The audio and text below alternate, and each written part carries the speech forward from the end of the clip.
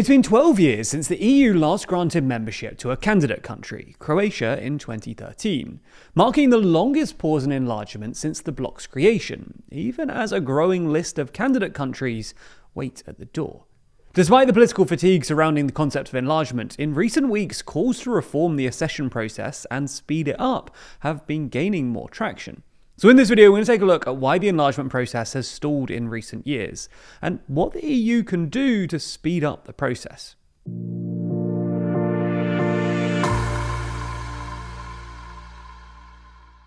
If you're interested in the political alliances and groupings that shape our world, then you might enjoy our poster, Every Alliance Explained. It shows, in slightly confusing detail, all of the world's major alliances, and how different countries link together. Check out the poster by clicking the links in the description. So, before we get into recent developments, let's start with a quick recap on how EU enlargement actually works. The process begins when a country formally applies for membership.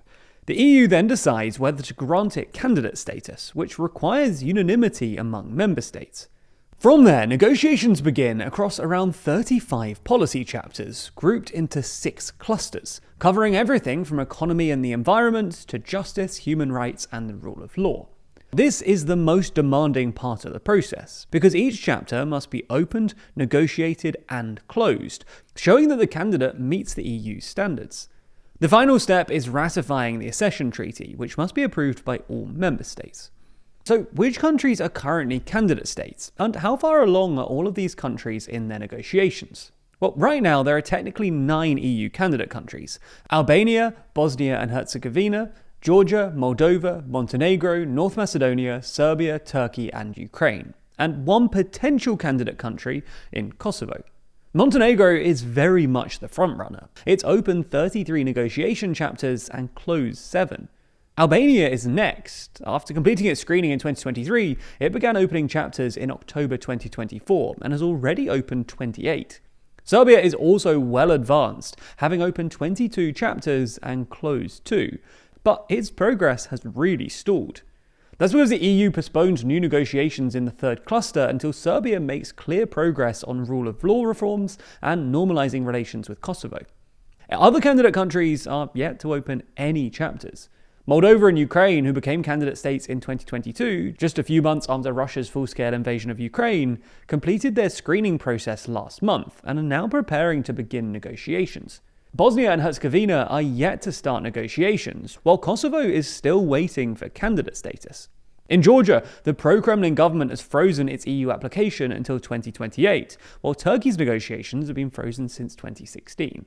Clearly then, most candidate countries still face a long road ahead, slowed not only by their own reform challenges, but also by persistent divisions within the EU, where many fear that further expansion could strain the bloc's already fragile consensus-based decision-making. Now, enlargement requires unanimous approval from all 27 member states, and that's become increasingly difficult. And that's because member countries have increasingly used their veto powers to block the progress of candidate countries over bilateral disputes. Take Hungary's Prime Minister Viktor Orbán, who's been blocking Ukraine's EU accession, citing alleged discrimination against Ukraine's Hungarian minority. Hungary's veto has also frozen Moldova's progress, as it's tied to Ukraine's membership bid.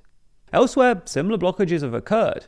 Greece and Bulgaria delayed North Macedonia's membership for over a decade due to disputes over history and national identity.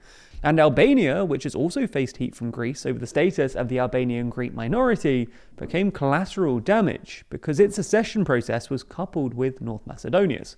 Another issue are the apparent inconsistencies in how the EU treats individual applications. Critics often note that Bulgaria and Romania, which joined nearly 20 years ago, did so with weaker rule of law standards than some of today's frontrunners. The EU has also been uneven in handling territorial disputes. Moldova, for instance, isn't required to resolve Transnistria's status before joining, and Cyprus entered in 2004 despite being divided. Meanwhile, candidates like Kosovo, Serbia, and Bosnia have all seen their bids stall over similar issues, fueling frustration and opening the door for populist nationalist leaders to exploit the process. And these delays have undermined both public opinion and political commitment to accession in the candidate countries. So, conscious of these shortcomings, European leaders have recently suggested several reform ideas to make accession faster and fairer. One proposal is to separate bilateral disputes from technical progress, so political or historical disagreements don't block reforms on issues like rule of law, justice, or corruption. This would let countries advance on merit, even if territorial or identity conflicts remained unresolved. Similarly, others have proposed decoupling Moldova's accession process from Ukraine's, allowing it to move forward on its own merits and avoid becoming collateral damage. And last month, following the re-election of Moldova's pro-EU government, dozens of MEPs called to immediately advance Moldova's accession negotiations. And there is a precedent for this. In 2023, the EU separated Albania's bid from North Macedonia's, allowing Albania to open 5 of 6 negotiation clusters in just 11 months, the fastest progress ever in the Western Balkans.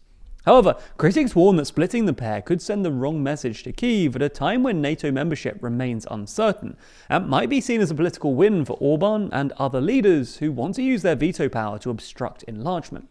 Another more general solution to the accession problem comes from French President Emmanuel Macron and former German Chancellor Angela Merkel, who have suggested creating a two-speed Europe.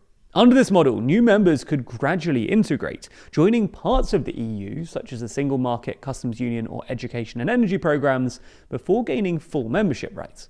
The idea is to deliver tangible benefits early, keeping candidate countries motivated, while full membership remains the ultimate goal.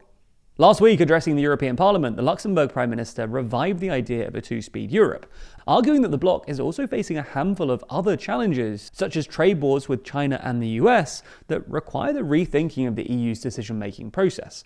Critics, however, warn that this could create a two-tier Europe, where some members are seen as second class.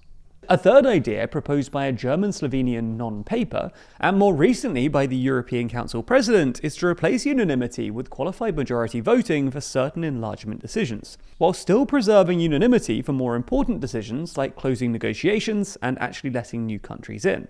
Supporters of this plan argue that it would allow the EU to temporarily circumvent Orban's veto on Ukraine's accession process, so that Ukraine, as well as Moldova, whose bid, as we mentioned earlier, is tied to Ukraine's, would actually be ready to join the bloc if Orban loses power at next year's elections. Now, legally speaking, the EU treaty is not explicit about unanimity over the entire enlargement process, meaning that implementing QMV at certain stages can be done without treaty reform. However, many countries who regularly use vetoes to their benefit are likely less keen on this idea. If switching to QMV doesn't gain enough support, then a fourth and more forceful idea could be for the EU to invoke Article 7 and actually suspend Hungary's voting rights at the European Council. Regardless, the politics of EU enlargement are constantly changing and updating as more and more outlets begin to report on it. For instance, take this story of Western Balkans leaders gathering last week in Albania to affirm their commitment to joining the EU. Right now, there are 38 sources reporting on it, with most of the coverage coming from the left.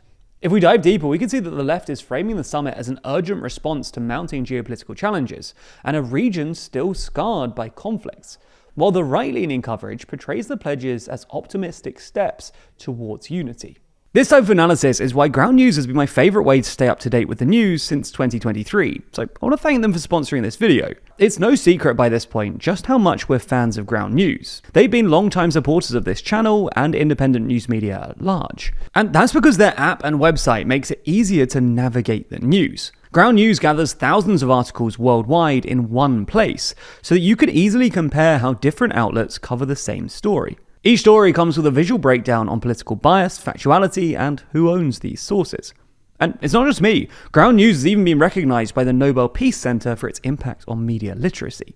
And speaking of bias, their brilliant blind spot feed allows you to fully expand your media bias and find stories that are disproportionately being covered by one side of the political spectrum or the other. After all, it's important to know the full story, and Ground News ensures you always will. If you're curious and committed to understanding what's really going on in the world, like we are, Ground News is the tool you've been looking for. And that's why we partner with them to give TLDR viewers 40% off their unlimited Vantage plan. You can subscribe through the link in the description, that's ground.news/TLDR, or by scanning the QR code on screen. And by subscribing, you're also supporting an independent news platform that's working to make the media landscape more transparent and balanced.